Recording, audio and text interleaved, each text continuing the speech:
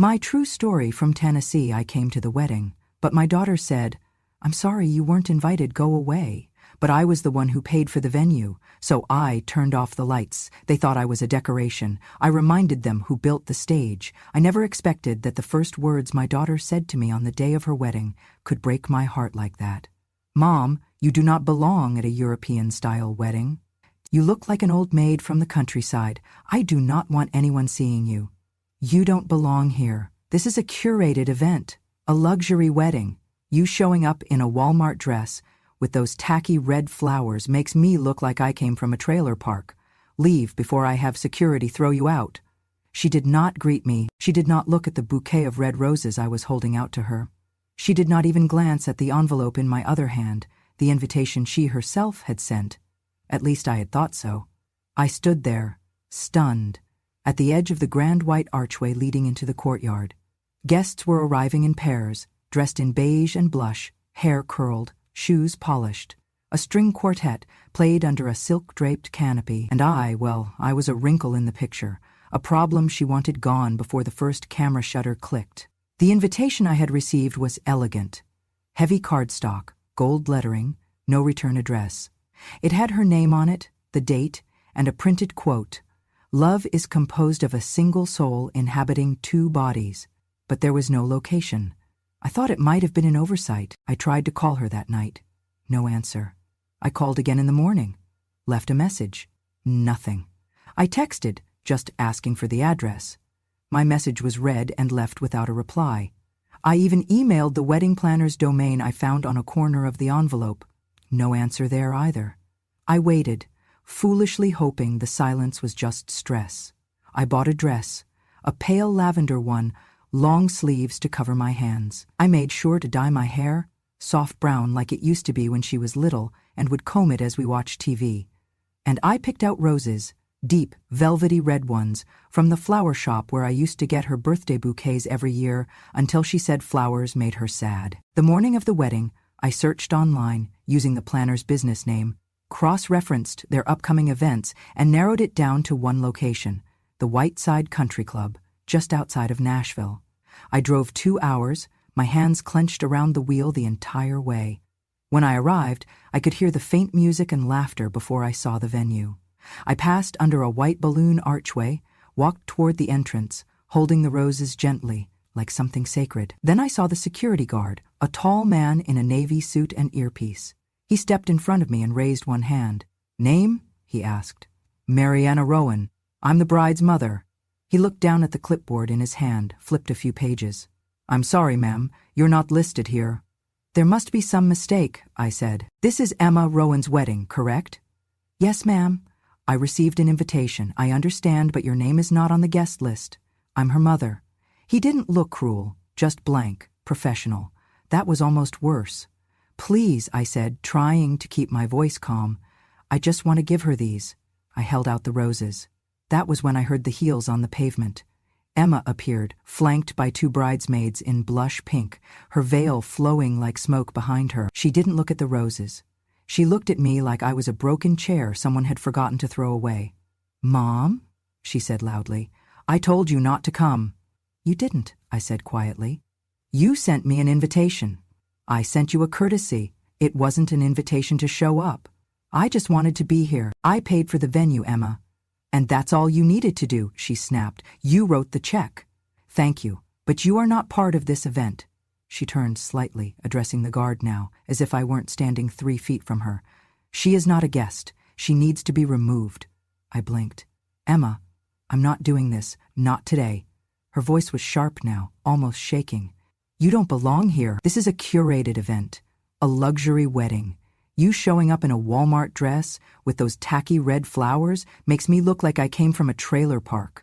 People were watching. I could feel them, their eyes, their murmurs." A photographer raised her lens, paused. I saw a bridesmaid whisper to another. "Please," I whispered, "just take the flowers. I'll leave." Emma stepped closer and leaned in so only I could hear her. "You want to be useful? Go clean the kitchen. That's what you're good at. You were never meant to be seen." My hand let go without meaning to. The bouquet fell. The stems hit the concrete, and one of the blooms rolled into the gutter. The guard's hand was on my elbow now, gentle but firm. "I'm going," I whispered. But no one heard. As I walked away, I did not look back. Not because I didn't want to, but because I couldn't risk them seeing the way I was unraveling. I had spent 25 years raising her, and in 1 minute, she had taught me who I truly was in her story. An extra, a shadow, a mistake, to be hidden before the first guest raised their champagne glass. And yet I had paid for the stage she stood on. But that would not be the last thing I paid for, not by a long shot. When I held her for the first time, I was 22, broke and alone. Her father had already left by then, said he needed to find himself, as if fatherhood had arrived like a sudden storm he could not weather. I never heard from him again, not even a postcard. It was just me and Emma. She came into the world red-faced and screaming, but calmed the moment I whispered to her. I remember thinking, maybe this is what love is supposed to feel like. And from that day on, she was my entire reason for getting up in the morning, even when mornings came too early and sleep came too late. I worked 3 jobs at once, day shifts at the diner, folding laundry at the motel on weekends, and doing hair in the back room of my cousin's trailer on nights when I could still stand. We rented a tiny 1-bedroom apartment, and Emma had the bedroom. I slept on the couch. We shared a bathroom with a leak under the sink and roaches that refused to be evicted, but we survived. She was always smart, brilliant really. She read early, memorized poems by 6, and could talk circles around adults by 9. Her teachers said she was Ivy League material. I used to whisper to her while braiding her hair before school, "Someday, baby girl, you're going to go places Mama never could." She did. She earned a scholarship to a private high school out of district. I packed lunches in brown paper bags and took on more shifts to cover books and uniforms. When she got into Vanderbilt, I cried so hard in the parking lot of the diner, they sent me home early. I framed her acceptance letter. When she graduated magna cum laude and landed a job in a PR firm in Nashville, I bragged to everyone who would listen. "My Emma," I'd say, writes speeches for mayors and CEOs. But somewhere along the way, she stopped mentioning me. At first, I thought it was an oversight. Then it became a pattern. In every article, every interview, every conference panel, she told the same story. Raised by a single parent who worked just enough to get by, whose absence made her independent. I became a cautionary tale, a shadow, a footnote that grew fainter with every retelling. She never invited me to her company events. When I asked to visit her office once, she said she was too busy that day. When her photo appeared in Nashville Monthly's Women to Watch, I flipped through the article, expecting a nod, a line, even just a word. Nothing. She spoke of mentors, professors, women in the industry, not of me. Not of late-night fevers or math homework or the 2 winters we went without heat so she could have braces. Still, I never said anything. Maybe part of me understood. She wanted to reinvent herself. She wanted to reinvent herself. Maybe she needed to shed the grit of her upbringing to step into rooms I could not enter. But when she got engaged, and she called me crying with joy, I thought, maybe she remembers now. She said, "I want this day to be beautiful, Mom, like the weddings we used to watch on TV. I said, "Then we'll make it happen." She talked about the venue, white stone steps, an open-air courtyard, the flowers, orchids and wild roses, the dress, custom, imported from Spain, the guest list, over 200 names. She sounded like a little girl again, giddy and bright. She never once asked if I could afford to help, but I offered anyway. I took out a loan against the house I had paid off over 30 years, brick by brick, cleaning other people's homes while neglecting my own. I signed the dotted line without flinching, $50,000. That was the final cost of the venue and the production team she wanted. It would have been more, but I knew a woman at the bank who gave me a low interest rate because no one backs a bride like her mama. I sent the money in full. She called me crying.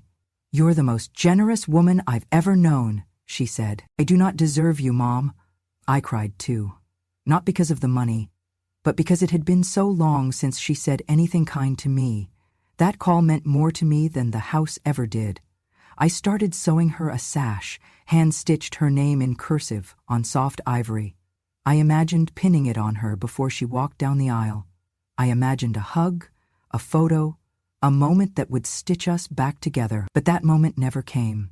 Instead, I stood at the entrance of her wedding, holding red roses and hope, only to be told I was unwanted, an embarrassment, a stain. She called me a Walmart embarrassment to my face, a distraction, a problem, and I, still aching from the memory of her calling me the most generous woman, was removed like a trespasser. The same lips that told me, "You are the person I'm most grateful for," now said, "You are ruining my day. Get out." It was then I realized gratitude, for some people, has an expiration date. Mine expired the moment I signed that check. But what she did not know was that I still had the receipt, not just for the money, but for everything. And I was not done being her mother. Not yet. I had sewn the dress myself, soft lavender cotton, long sleeves to cover the creases on my arms, hemmed carefully with the same machine I used to make Emma's school uniforms. I had stitched it quietly, at night, when the world was still, and I could imagine a day where I would wear it and be seen, not as a burden, not as a relic, but as a mother. When I stepped out of the car that morning, bouquet in hand, the sky was still forgiving. Clouds moved slow. The air was warm. For a moment I believed things might go differently. But as I stood at the edge of the venue, red roses trembling in my hands, that hope vanished. "Ma'am, I'm going to have to ask you to step back," the security guard said again. He was trying to be polite, but there was a rehearsed firmness in his voice. "I'm her mother," I replied. "I just want to leave the flowers. Maybe take one photo, one moment, that's all." He hesitated, then looked over his shoulder, and that was when she returned, Emma. No veil this time, just her in her custom silk gown, fitted to perfection, every strand of her hair curled into place by a professional who likely charged more than I used to make in a week. She walked toward me like I was a stain she needed to scrub out before the guests arrived. I didn't speak. I couldn't. My throat was tight from the silence I'd carried all morning. She looked down at the bouquet in my hand, bright red roses against a pale blue ribbon, and then, as if I had summoned her cruelty by holding on to even an ounce of sentiment, she raised her voice. "Don't make a scene," she snapped. "Seriously, Mom, this is not the time for you to pretend you're part of this." "I just want to take a photo," I said. "Just one." Emma turned to look around at the arriving guests, at the photographers adjusting their lenses. Her voice rose just enough for the crowd to hear. "Do not do this. Do not embarrass yourself," she hissed. "You are being a clown right now. This is a wedding, not charity. You do not belong here." The words cracked through the air like thunder. A few heads turned. I felt eyes grazing my body like needles. I looked down at my dress, the one I made with shaking hands, and it suddenly felt ridiculous, homemade, pathetic. But I still clutched the bouquet. "I paid for the venue," I whispered. Emma let out a laugh, sharp, brittle. "And what? That means you get a front row seat? You think money buys you class? You're just a ghost in rags trying to haunt me on the one day I'm finally free." She turned to the guard. "Get her out of here." The man stepped forward, unsure, as if he'd just realized the situation was more than he'd signed up for. I didn't wait for him to touch me. I stepped back on my own, one foot, then another, until I was off the path, on the edge of the gravel, the hem of my dress brushing the weeds. I looked around. Not one person stepped forward. Not one face softened. The florist was arranging flowers on the archway nearby. She didn't look up. The caterer walked past me, eyes averted. The photographers adjusted their settings like nothing had happened. I bent down and placed the bouquet gently on a low wall near the entrance. I didn't want to carry it anymore. I didn't want to carry any of it anymore. And then I saw it. A server in white shirt and black vest walked by, glanced down at the flowers, and with the toe of his shoe nudged the bouquet to the side, out of the way, like you might a bag of trash someone left behind. The roses rolled. A few petals fell. Nobody noticed. Nobody cared. The bouquet I had chosen with trembling hands was pushed aside like garbage by someone too young to know what it meant and too indifferent to ask. I turned away before the tears came, not because I was ashamed to cry, but because I had promised myself. No more tears for people who chose not to see me. I walked back to my car, alone, unphotographed, uninvited, unclaimed. But what they did not know, what none of them knew, was that I still had the contract. I still had my name on the dotted line. I still held something they had forgotten. And I had just decided I would not go quietly. I drove home in silence. No music, no news, just the hum of the highway and the echo of my daughter's voice clanging inside my skull like a rusted bell. You are being a clown right now. You do not belong here. I pulled into my driveway, parked the car, and sat behind the wheel for a long time. The sun was setting, the air had cooled, but my hands were still warm, pulsing with a slow, steady heat I had not felt in years. I walked into the house, slipped off my shoes, and went to the kitchen drawer, the one where I kept all the paperwork I did not want to lose. Among old insurance forms and utility bills, I found it. The contract, thick paper, heavy, legal. It had taken me 2 weeks to understand it the first time. The wedding planner had used words like disbursement and liability cap and auxiliary control clause, but I had read every word. I had signed every page, and there it was, Section 9.3, printed clean and clear. In the event that the primary financial sponsor is excluded from the event or its representation in any capacity, without prior consent, the sponsor reserves the right to initiate emergency program cessation for breach of good faith agreement. I stared at those words for a long moment, then reached for my phone. The number for the event coordinator was printed on the second page. I pressed call. He answered on the second ring, sounding winded. "Hello, this is Nathan with Bliss Point Events." "This is Mariana Rowan," I said. A pause. "Yes, ma'am?" "I'm calling regarding the Rowan-Hamilton wedding. Yes, everything's been going smoothly so far. Beautiful weather, great turnout. I need you to activate Clause 9.3. Another pause. I'm sorry? "You heard me. Clause 9.3. I was excluded. I was publicly removed by the bride despite being the sole sponsor listed. The exclusion was not communicated. There was no consent given. I am requesting immediate cessation." "Ma'am, do you understand what that means?" "I do." "Are you sure you want to proceed?" I looked out the window. The sky had turned a rich, angry purple. "Yes, I am sure." His voice dropped to a professional register. "Understood. I will notify technical staff immediately. Please remain available for verification if needed." I hung up. Then I waited. I poured myself a glass of water and sat at the kitchen table, staring at the door as if someone might come bursting through it. But no one did. Instead, I imagined the scene. Emma standing at the altar, radiant in silk, preparing to give her vows. Guests perched in their seats, cameras trained on her. And then, darkness. Silence. Not a flicker, not a sound. Just confusion. Whispers. Panic. The realization that something, or someone, had pulled the plug. Because someone had. Me. At the exact moment my daughter stepped up to speak, every light in the venue shut off, the music stopped, the microphones died, the fairy tale froze mid-sentence, and I sat in my quiet kitchen, hands steady for the first time in days. They thought I had been erased, but the contract had remembered me. And now? So would they. At first, they thought it was a simple power outage, a blip in the system. A fuse, maybe. The kind of hiccup you expect when hosting a high-production wedding in an old southern estate with too many fairy lights and too few backup generators. Guests murmured. The string quartet stopped mid-song. The DJ tapped his laptop, looked around in confusion. 5 minutes passed, then 10. Still nothing. The chandeliers remained dark. The archway lights, once glowing like a fairy tale, flickered no more. The microphones stayed dead. The screens set to play the engagement slideshow held their blank stares. People shifted in their seats. A few stood up. A bridesmaid whispered something to the event planner, who darted off with a phone pressed to his ear. Someone near the front said, "Is this part of the program?" Another replied, "I think the system crashed." But then came the voice, a sharp, trembling voice from the altar steps. "Fix it!" Emma's voice cut through the courtyard. "This is my wedding. Get the lights back on." She turned on the planner. "Where is the tech team? Where is everyone?" The planner, flustered, shook his head. "We're contacting support. There's no system error. Everything was, deactivated? It was a manual override."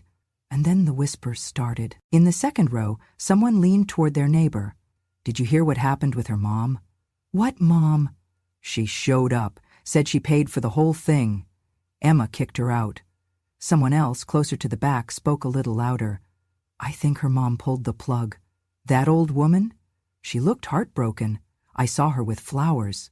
More heads turned, then a phone screen lit up. A guest had started live streaming from their seat, panning the darkened stage, the confused faces, the bride pacing in her white gown like a performer abandoned mid-scene.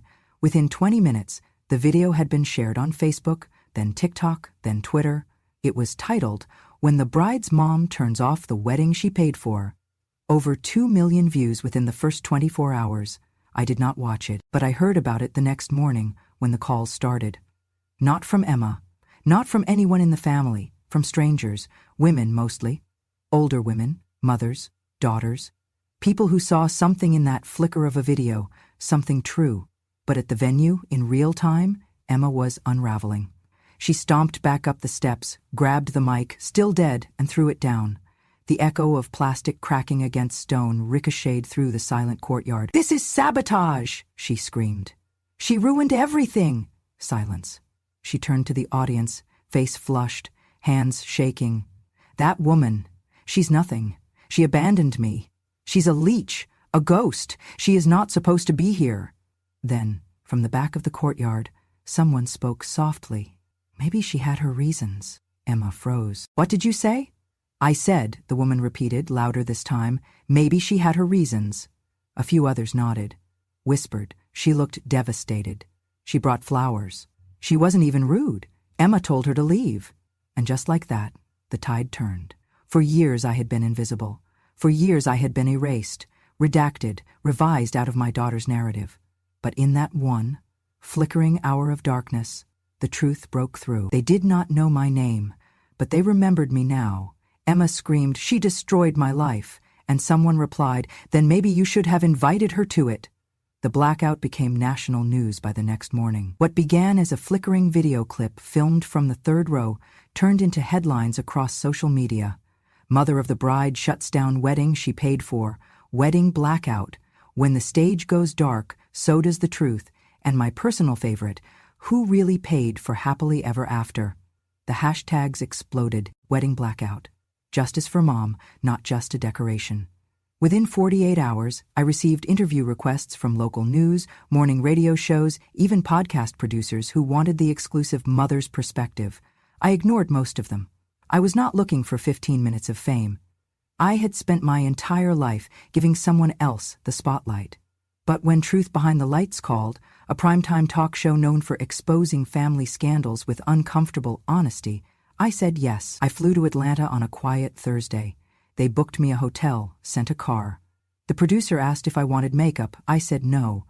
I wanted to look like myself, not the ghost my daughter tried to edit out. When I stepped onto the set, the audience was full.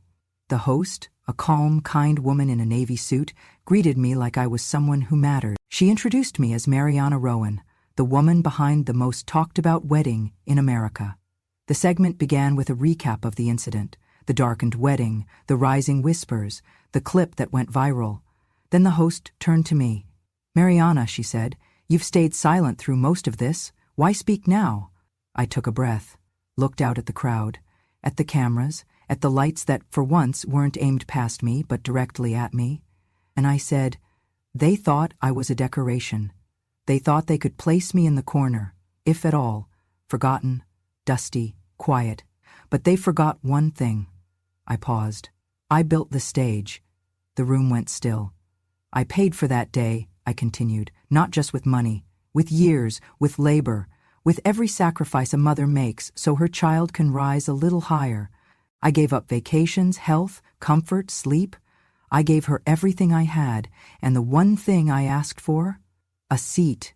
Not the spotlight, just a chair, a photo, a presence." I looked straight into the camera. When they kicked me out, they didn't just erase me from a wedding, they tried to erase me from her story. So yes, I pulled the plug. Not to ruin her day, but to remind her who made it possible. The host said nothing. Neither did the audience. But their faces, some with tears, others with tight jaws, said everything. After the segment aired, the fallout came swift and loud. The PR firm Emma worked for issued a formal statement citing ethical discrepancies in personal conduct affecting public representation. The brand deal she had secured with a skincare company was pulled. The influencer wedding photos never got posted. There were no working lights to photograph them by. Then came the biggest blow. The groom's family, embarrassed by the scandal, backed out of the legal marriage. They canceled the civil ceremony, citing irreconcilable family dynamics. Emma deleted her social media within the week, and I went home, poured myself a cup of tea, sat on my porch as the sun rose. I was not triumphant, I was not vindictive, I was simply whole. I never expected anyone to dig deeper. I thought the wave of attention would pass like all internet storms do, loud, fast, and forgettable. But this time, something lingered. Something caught fire. A local journalist, young, sharp-eyed, and unapologetically curious, reached out to me a week after the talk show aired. She said she was writing a follow-up story for her magazine. She said something about wanting to understand the whole picture. I didn't agree to an interview. I didn't need to. She found everything on her own. Emma, in her public bios, in corporate directories, even on LinkedIn, had listed her father as a small business entrepreneur and her mother as deceased since 2003. She'd told that story at fundraisers, brand conferences, and women's networking events for years, how she had overcome grief and poverty to rise on her own. The truth was less glamorous. Her father disappeared before she was born. I raised her alone, on diner wages and floor-mopped dreams, and I was still alive, as the world had now witnessed. Very much alive, very much breathing, very much bruised. The journalist ran the story with the headline, "Bride erased her mother's existence until the lights went out," and the world responded. A TikTok account with 1 million followers made a video titled, "The Mother They Tried to Delete." It showed split-screen footage, the darkened wedding on one side, and old photos of me holding Emma as a baby on the other. Me in my waitress uniform, me with curlers in my hair, me sewing Halloween costumes in the background of blurred childhood photos. They found it all. The community poured in. Strangers started posting their own stories, stitching their clips to mine. This was my mom, too. My mom went without everything for me to have something. We see you, Mariana. They started using a hashtag, Justice for Mom. It was not about revenge anymore. It was about recognition. I received letters in the mail from women across the country, handwritten, heartfelt. One woman in Vermont sent me a photo of her and her mother, standing in front of the trailer they'd shared for 20 years. Another from Oklahoma wrote, "Your story reminded me to call my mom. I hadn't spoken to her in 3 years. We cried together yesterday. Thank you. They did not know me, but they understood me, and that was more healing than any apology my daughter could ever offer." Emma remained silent. She did not make a statement, did not explain the falsehoods. She disappeared from the internet, from the firm, from the spotlight she had once chased like salvation. She had built her platform on fiction, and when the truth came back with lights off and cameras rolling, it swallowed the stage whole. I did not gloat. I did not speak her name, but the world had spoken mine, and for once, it echoed. I live in a small house now, nestled at the edge of a pine grove, where the trees sway like slow dancers, and the wind moves soft enough to hear yourself think. It is quiet out here, peaceful, the kind of quiet that feels earned. I grow tomatoes in clay pots, lettuce in raised beds, herbs along the windowsill.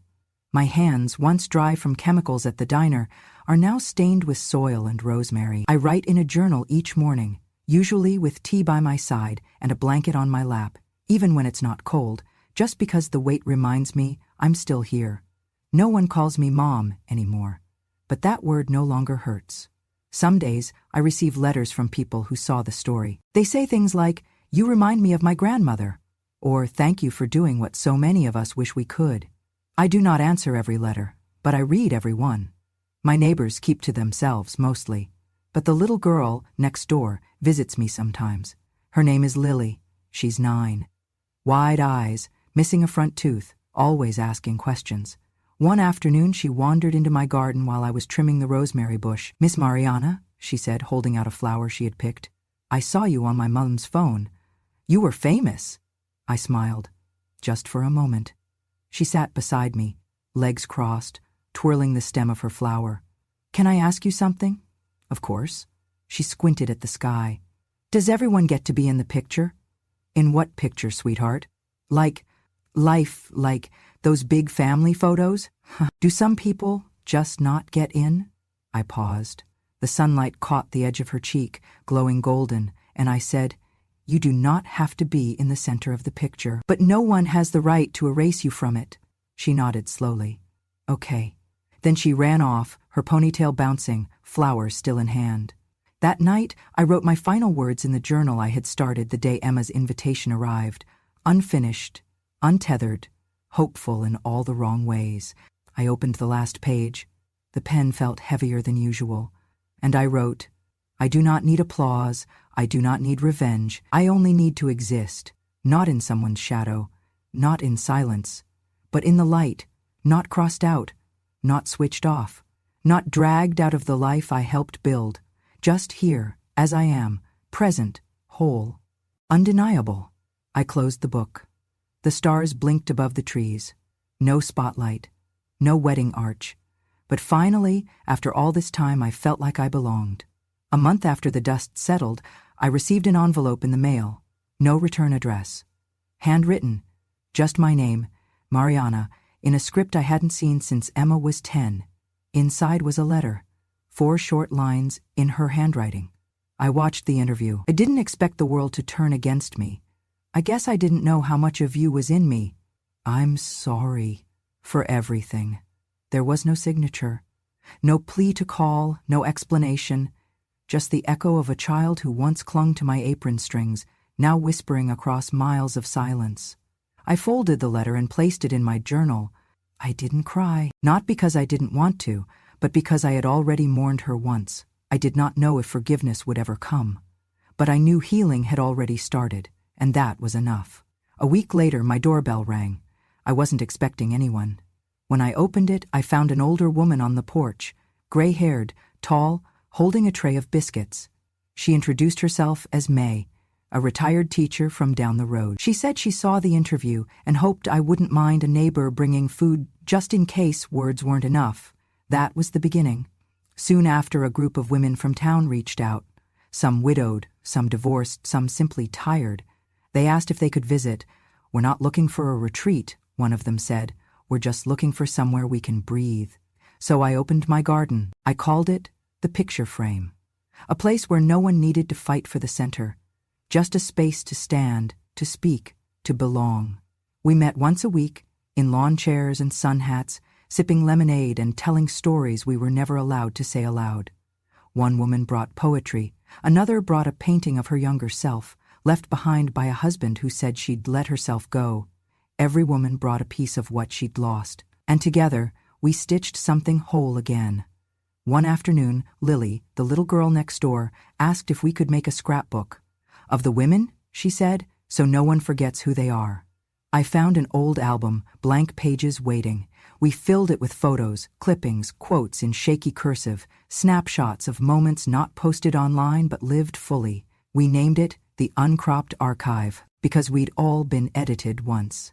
And now we were the editors. As the months passed, more letters arrived. Some from women who had once cut off their mothers, now reaching back. Others from daughters, realizing they had become the mothers they once judged. Every letter felt like a bridge, reaching from shame towards something softer. One letter stood out. It came from a young woman in Chicago. "Your story saved my mother. She was going to move out after I told her she embarrassed me, but then I saw your video, and I realized I was doing the same thing your daughter did. I told her she belongs in our wedding now. Front row. Thank you." I read it twice, then 3 times, and that night I sat under the stars and whispered a quiet prayer, not of victory, but of mercy, that maybe one story, however small, could bend the world a little closer to kindness. I still think of Emma sometimes, not with bitterness, but with that strange, aching love only mothers know. The kind that survives betrayal, silence, even rejection. The kind that says, "You do not need to come home for me to wish you warmth wherever you are." The porch light stays on, not because I expect her, but because I no longer hide in the dark. And if she ever comes back, I want her to see I am still standing. I am still in the frame. Thank you for walking this road with me. If this story stirred something in you, if you have ever felt invisible in a room you helped build, or silenced in a life you carried on your back, then you know this wasn't just about a wedding. It was about worth, about presence, about being remembered. They tried to write me out, but I picked up the pen and wrote myself back in, and I am not done. If you believe stories like this deserve to be told, real, raw, unedited, then I invite you to subscribe to Grandma True Stories. Here we don't chase applause, we speak truth. We don't beg for seats, we reclaim them, and we remember what they hoped we'd forget. So click subscribe, join me next time, and until then, never let anyone tell you you don't belong in your own story.